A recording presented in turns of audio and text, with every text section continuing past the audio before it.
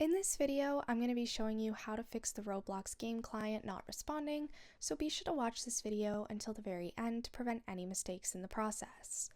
You're going to begin by clicking on the Roblox player and clicking on Open File Location. Now, you're then going to click on this once again and click on Properties. Now, from here, you're going to have some different options. Now, what you're going to do is go to Compatibility, click on Run this program in compatibility mode for Windows 7. You're then going to make sure that these two options are checked as well and click Apply. Once that's done, you're going to run the Compatibility Troubleshooter.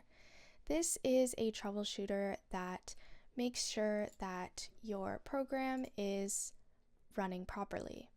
You're going to make sure that this is clicked on Windows 7, click Next, and then click on Test the Program.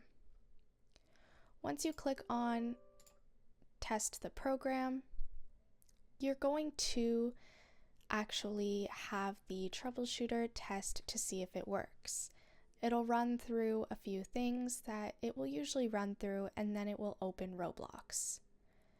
Now, just like that, Roblox will open, and after a little bit of testing, it should be fixed, and it should say yes.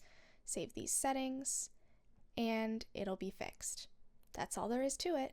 Be sure to leave a like, comment, and subscribe to the channel. Thanks for watching. See you in the next video.